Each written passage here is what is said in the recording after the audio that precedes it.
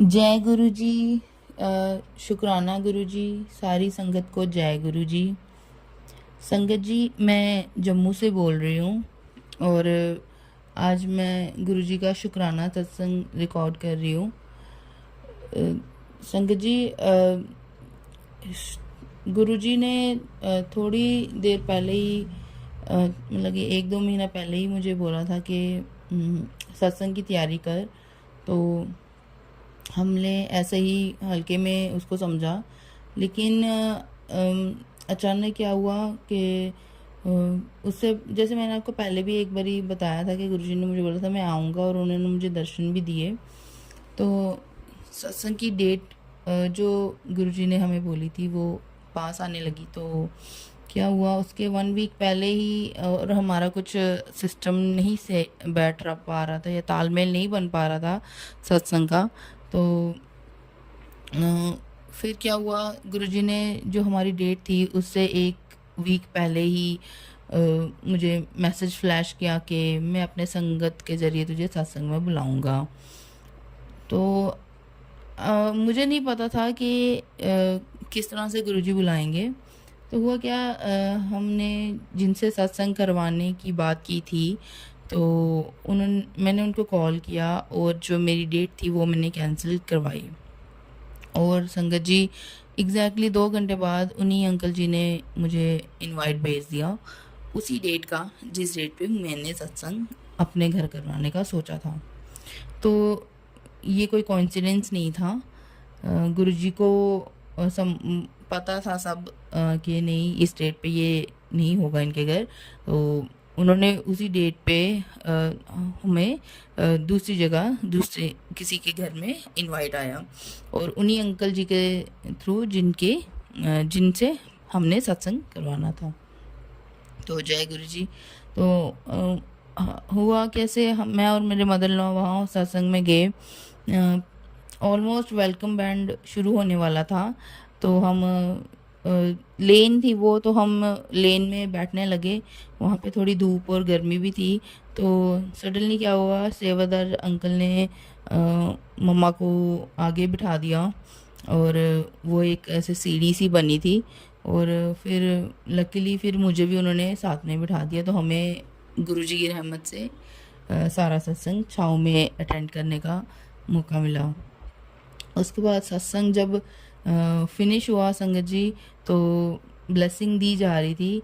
तो बहुत रश पड़ गया ब्लेसिंग वाली जगह पे। तो हम लोग लंगर कर रहे थे तो हम लोग आराम से थे कि चलो कोई बात नहीं, हम आराम से ब्लेसिंग लेंगे, इतनी जल्दी क्या। लेकिन हमें पता नहीं था वहाँ शॉर्टेज हो जाएगी ब्लेसिंग की। खैर, हम लंगर प्रसाद ख़त्म करके अंदर गए आज्ञा लेने के लिए। तो आगे अंकल जी वहाँ पे गुरुजी को जो चढ़ाया हुआ जल प्रसाद वही डिस्ट्रीब्यूट कर रहे थे। तो मुझे लगता है ये तो बहुत बड़ी चीज़ है, ब्लेसिंग से भी बड़ी चीज़ है। तो जय गुरुजी। और हुआ क्या संगत जी, मुझे 1-2 बार गुरुजी ने मैसेज फ्लैश किया कि तेरा स्टेज फेयर ख़त्म करूँगा। तो मुझे समझ नहीं आई कि मैं तो कहाँ स्टेज पे जाने वाली हूँ, कौन सी माइक पकड़ूंगी मैं। इस तरह से दिमाग में चल रहा था, ये ख्वाबों ख्यालों में ही नहीं कि गुरुजी अपने सत्संग में सत्संग शेयर करने के लिए कह रहे थे। तो अचानक से उस सत्संग में मुझे हिम्मत आई और मैं उठ के माइक पे मैंने अपना सत्संग शेयर किया हूँ। और अ, और फिर मुझे शेयर करते करते रिमाइंड आया कि गुरुजी ने कहा था तेरा स्टेज फेयर ख़त्म करूँगा। तो उसका मतलब ये था संगत जी, हम गुरुजी ने हंस के भी अगर कुछ कहा होगा ना तो वो चीज़ सच होगी। कब होगी कैसे होगी वो गुरुजी ही जानते हैं। उसके बाद संगत जी क्या हुआ, एक दिन यूं ही बैठे थे तो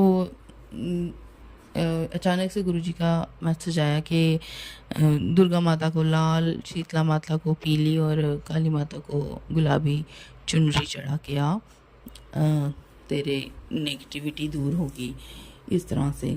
तो हम बहुत क्यूरियस हो गए कि हाँ मंगलवार आने वाला है और हनुमान जी को भोग भी लगाना था। तो हमारे यहाँ पे है एक बहुत ही सिद्ध काली का मंदिर, बावे वाली माता कहते हैं उसे। तो हम वी आर लाइक हम मैं मेरे अंकल जी को बोलने लगे कि हाँ जी चलो चलो, सुबह सुबह ही होके आएंगे, क्योंकि ट्यूसडे को वहाँ बहुत रश रहता है। लेकिन वो नहीं माने और वो अपने भी काम से कहीं और नहीं गए। तो जब वो शाम को कहीं और नहीं गए तो फिर मैंने कहा कि नहीं अब चलो। तो फिर जैसे ही हम लोग गए, अब हमें वहाँ पे ये पता नहीं था कि एक तो वहाँ पे संक्रांति थी, तो उसके कारण भी रश ज़्यादा था। तो वहाँ रश बहुत ज़्यादा था। हम लोग सोच रहे थे यहाँ शीतला माता की मूर्ति शायद नहीं है। इतनी बार गए हैं लेकिन मतलब कि हमें ध्यान में ही ना आए कि वहाँ शीतला माता की मूर्ति भी है। तो एनी हाउ हम रश में लगे हुए थे। क्या हुआ, एक साइड से ना मेल को जाने दे रहे थे, एक साइड को फीमेल को जाने दे रहे थे। तो बहुत गर्मी हो रही थी और खड़ा नहीं हुआ जा रहा था। दो तीन बार उन्होंने सिर्फ मेल को छोड़ा। तो फिर मैंने गुरुजी से अरदास की, गुरुजी आप प्लीज़ कुछ कीजिए। और एग्जैक्टली 2 मिनट बाद उन्होंने मुझे हिम्मत दी और मैंने भीड़ में बोला कि ऐसा मत कीजिए, हमें भी हमसे खड़ा इतनी देर नहीं हो जा रहा। बेशक लेडीज़ कम है लेकिन तब भी।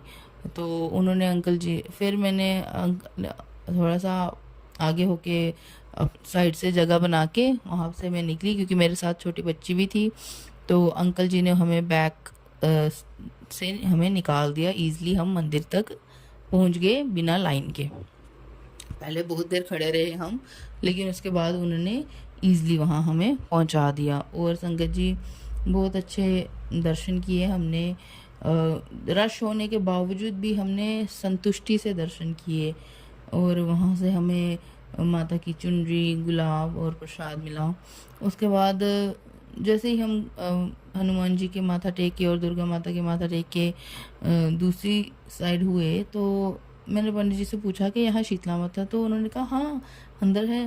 तो ये मेरे लिए बहुत ही सरप्राइज़ की बात थी, क्योंकि देखिए संगत जी, गुरु जी सब जानते हैं। उन्होंने एक ही जगह पे हमारे सारे काम बना दिए, हमें अलग अलग मंदिर में नहीं जाना पड़ा।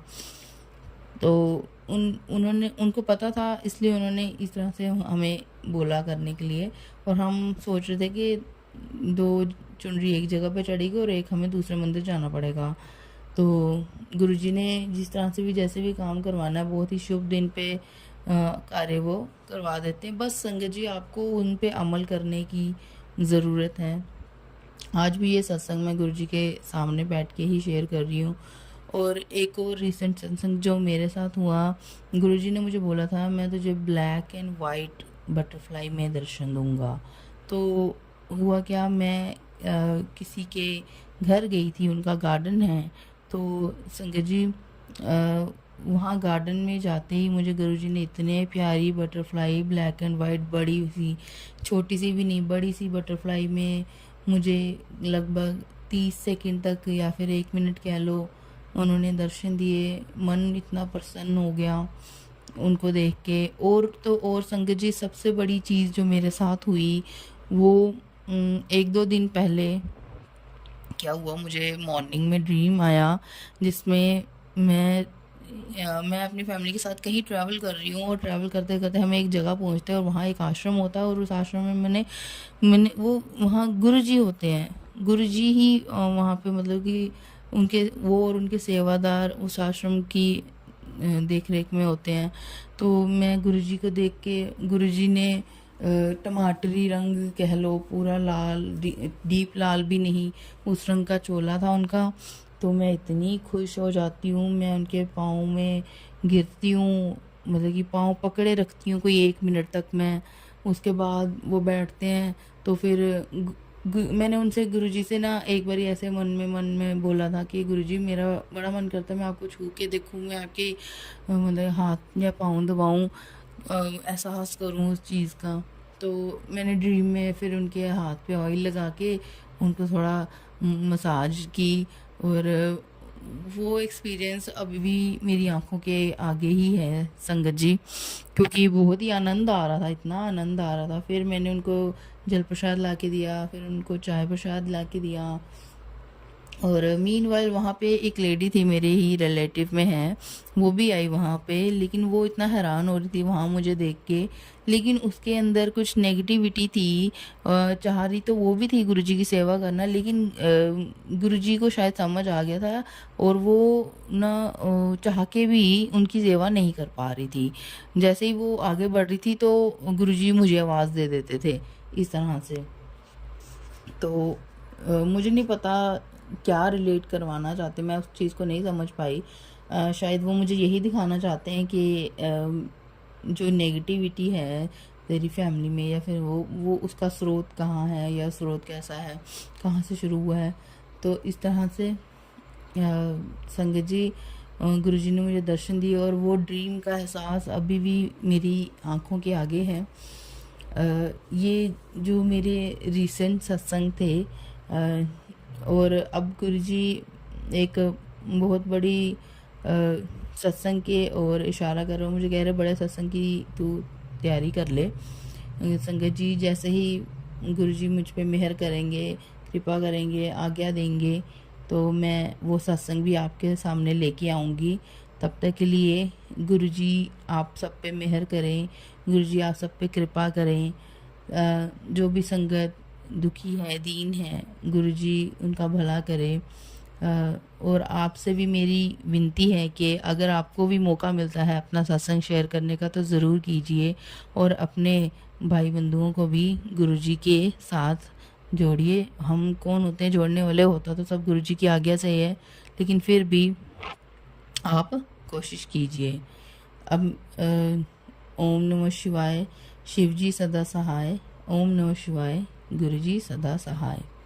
संगत जी, आप ये मत सोचिए जो नई संगत है कि हम क्यों गुरुजी से ये क्या जो संगत है इनकी क्या गुरुजी गुरुजी करती रहती है, क्या शुक्राना करती रहती है। संगत जी, जब हम बाकी चीज़ें डे टू डे लाइफ में करते हैं, क्या उससे हमें कोई लाभ होता है? मतलब कि जैसे कि बातें करना बेकार की, इधर उधर की, ये वो। एटलीस्ट अगर हम परमात्मा का ही नाम ले रहे हैं ना, तो वो परमात्मा ही है जो हमसे बार बार अपना नाम बुलवा रहे हैं ताकि हमारे कर्म कम हो। अगर हमारे बुरे कम होंगे तो ही हमारा कुछ भला हो पाएगा इस जन्म में या अगले जन्म में।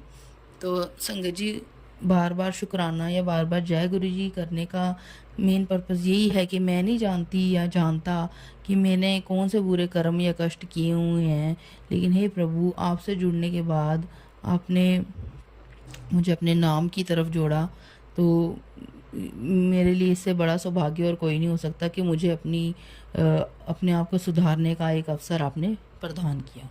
अब मैं विदा लेती हूँ आप सबसे। जय गुरु जी, शुक्राना गुरु जी, अनंतम अनंतम शुक्राना गुरु जी।